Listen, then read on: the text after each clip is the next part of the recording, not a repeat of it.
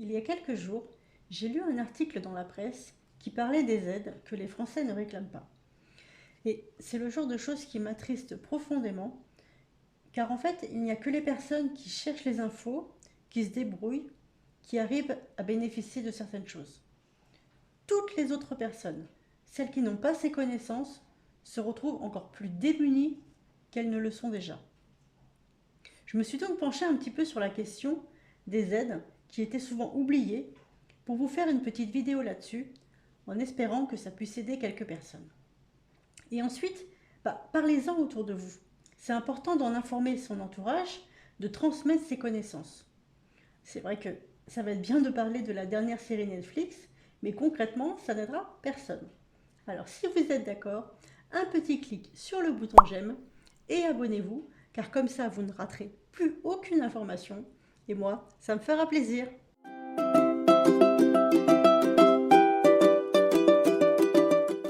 Bonjour à tous et bienvenue sur la chaîne Merci Budget, j'espère que vous allez bien. Alors comme vous voyez, j'ai changé un petit peu mon décor, c'est un premier essai et puis si vous avez des idées, n'hésitez pas à me les mettre dans les commentaires, ça m'aidera à améliorer encore un petit peu tout ça. Alors tout d'abord, je vais vous parler de la prime carburant, l'indemnité carburant. Donc en fait, on a tous plus ou moins entendu parler de cette aide, mais il y a encore trop peu de personnes qui ont fait la demande. En fait, il y a seulement la moitié des personnes qui sont éligibles qui ont fait la demande. Je ne sais pas si vous vous rendez compte, seulement la moitié des personnes au moment où je tourne ma vidéo. Et donc c'est pour ça que l'aide a été prolongée d'ailleurs. Et il faut savoir que ça concerne quand même 10 millions de travailleurs. Et peut-être que vous en faites partie. Et 100 euros, même si ça ne compense pas les hausses des prix, c'est toujours mieux que rien. Alors, qu'est-ce que cette aide? Donc l'indemnité carburant, c'est une aide de 100 euros pour les Français les plus modestes qui utilisent leur véhicule pour travailler ou se rendre à leur travail. Alors, quelles sont les conditions? Pour pouvoir bénéficier de cette aide, vous devez respecter l'ensemble des conditions suivantes. Tout d'abord, concernant le véhicule, il doit être utilisé de manière professionnelle, c'est-à-dire pour les trajets domicile-travail. Il doit bien sûr être assuré et le véhicule peut être à 2 roues, à 3 roues ou à 4 roues. Il peut être thermique ou électrique. Par contre, ça ne peut pas être un véhicule de fonction ou de service si c'est l'employeur qui prend en charge les frais de carburant. Et pareil, il ne peut pas faire partie des catégories suivantes, les quads, les véhicules agricoles et les poids lourds. Et enfin, il n'est pas nécessaire d'être propriétaire à titre personnel du véhicule. Si vous utilisez un véhicule d'un proche pour vos trajets donc professionnels, c'est OK. Ça peut être aussi un véhicule de société, donc si c'est vous qui payez le carburant, ou un véhicule en location de longue durée, ou aussi une voiture sans permis. Vous concernant, vous devez habiter en France métropolitaine, ou alors à Mayotte, en Guadeloupe, en Guyane, en Martinique ou à La Réunion.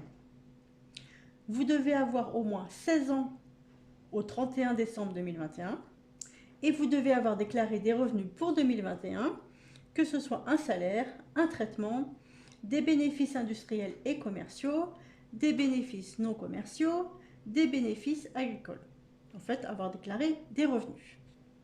Aussi, vous devez avoir un revenu fiscal de référence pour 2021 qui soit inférieur ou égal à 14 700 euros. Pour rappel, je travaille à temps partiel et mon RFR est de 11 583 euros. On retrouve le revenu fiscal de référence sur la première page de votre dernier avis d'imposition. Ça prend 1 minute.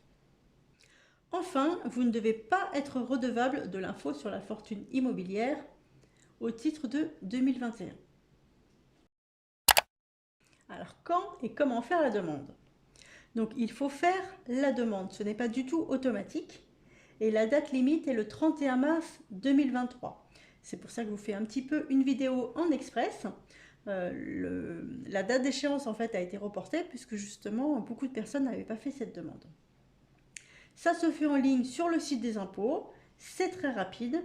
Je vous mets le lien du site en description. Et il faudra juste remplir votre état civil, votre numéro fiscal, le numéro de la plaque d'immatriculation du véhicule utilisé et le numéro de la carte grise. Et aussi un engagement sur l'honneur que vous utilisez votre véhicule à des fins professionnelles. Donc ça prend 10 minutes à tout casser et vous recevez 100 €. En plus, il faut savoir que cette aide elle est valable par personne. Donc si dans le foyer il y a 2 personnes qui travaillent, les 2 personnes peuvent faire la demande. Vous aurez donc 200 €.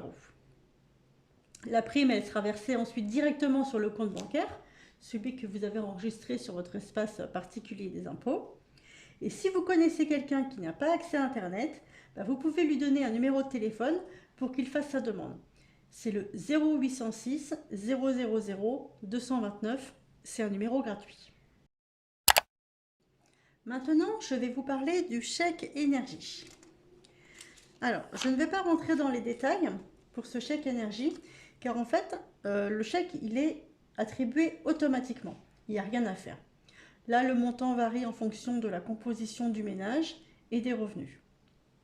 Toutefois, si vous pensez être éligible et que vous n'avez pas reçu votre chèque énergie, vous pouvez contacter un numéro gratuit pour qu'ils étudient vos droits. C'est le 0805 204 805. C'est un numéro vert, c'est un appel gratuit. Vous vous munissez de votre avis d'imposition et vous leur demandez de faire l'étude de votre dossier.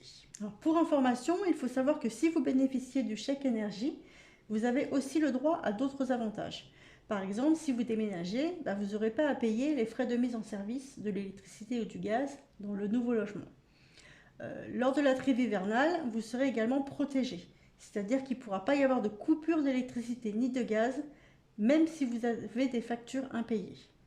Et aussi, en dehors de cette période, si un technicien doit se déplacer pour faire une interruption de fourniture d'énergie, parce que vous n'avez pas payé, vous pourrez bénéficier d'un abattement de 80% sur le montant des frais de déplacement. Et enfin, vous n'aurez aucun frais lié à des rechets de paiement. Si vous voulez bénéficier de ces avantages, il faudra adresser par courrier à votre fournisseur un exemplaire de l'attestation reçue avec le chèque énergie. Alors j'espère pour vous que vous n'aurez pas à en arriver là, mais c'est vrai que parfois c'est difficile pour certaines familles. Et donc il faut savoir que ce chèque énergie donne droit à ces avantages. Donc ça c'était pour le chèque énergie classique. Maintenant je vais vous parler d'autres aides qui ont été mises en place par le gouvernement. Alors tout d'abord, il y a le chèque énergie exceptionnel. Donc ça concerne 12 millions de ménages. Alors, pour ceux qui bénéficient déjà du chèque énergie classique, vous recevrez un chèque complémentaire. Pour les autres foyers, si vous avez un revenu fiscal de référence qui est inférieur à 17 400 € par unité de consommation, vous recevrez un chèque de 100 € automatiquement. Donc le revenu fiscal de référence, il est indiqué sur la première page de l'avis d'imposition.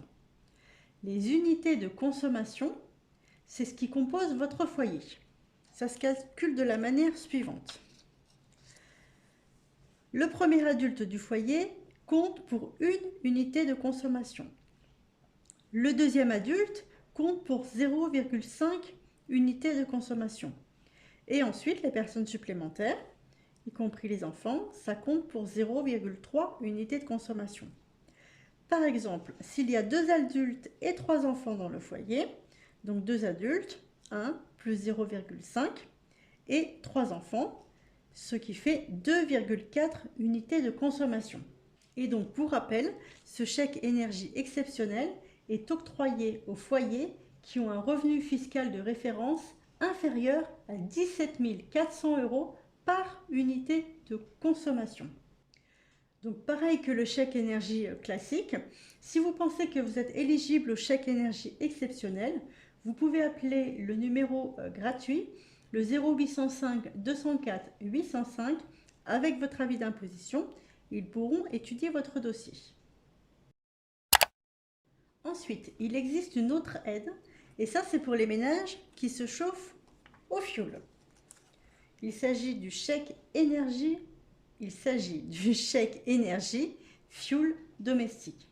Donc pareil, si vous en avez déjà bénéficié, vous le recevrez automatiquement. Par contre, pour les autres personnes, il va falloir faire votre demande par Internet, ce n'est pas automatique.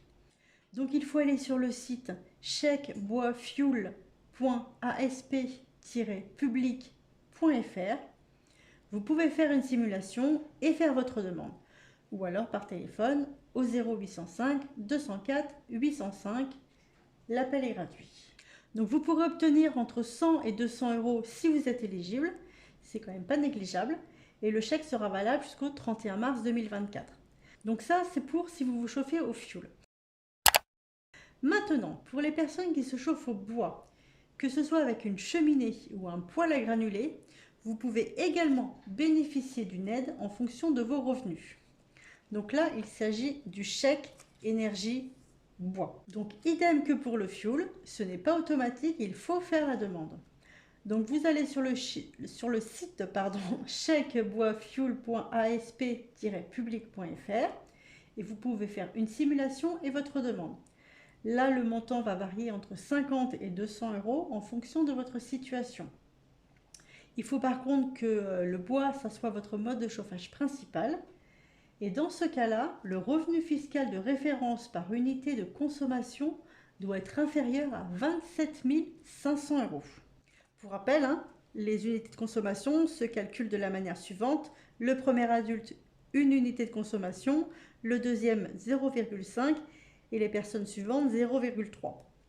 J'ai oublié de vous préciser que pour les enfants qui sont mineurs et en résidence alternée, ces valeurs d'unités de consommation sont divisées par 2.